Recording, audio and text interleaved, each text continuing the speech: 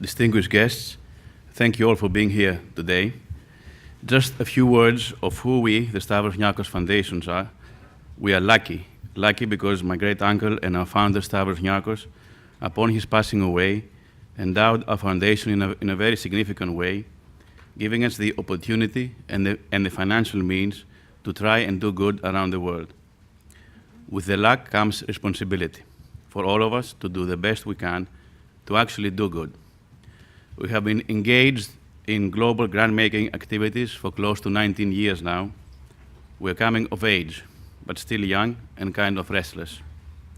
We have provided grants to over 2,600 organizations in 110 countries, $1.4 billion in total.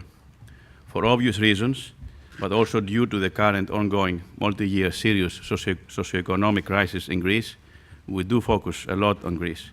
But at the same time, we remain truly global in our day-to-day grant-making efforts. We try to keep our in-house rules very simple. Our mission is to help, is to assess whether a grant proposal, any incoming proposal, adds value to society at large, and whether the persons involved in implementing the grant are decent, professional, ethical, capable, and efficient. If the answer to these two basic questions is yes, then our job is to challenge ourselves to prove why we would ever decline such a proposal. This may sound a bit strange at first, but I do believe that it keeps us committed to our mission, which is purely philanthropic. We do not get involved in policy making. We do not try to replace anyone. Just try to complement private and public efforts and to strengthen projects that can help our fellow human beings and improve society at large. As part of our grant-making activities in Greece, and in addition to our day-to-day grant-making activities, due to the socioeconomic crisis, we started in January 2012 a €100 million initiative focusing on alleviating the negative consequences of the crisis.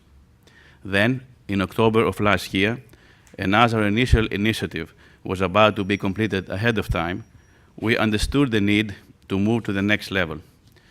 And concurrently with proceeding with the completion of the Stavros Niarchos Foundation Cultural Center in Athens, a project designed to help Greece rebuild itself on sound infrastructure and provide hope for a better future, we decided to allocate an additional €100 million towards this new initiative, Recharging the Youth, which aims to provide Greece's young people with better opportunities.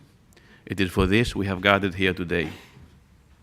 We believe strongly in collaborations when available, but in this case, it goes much further.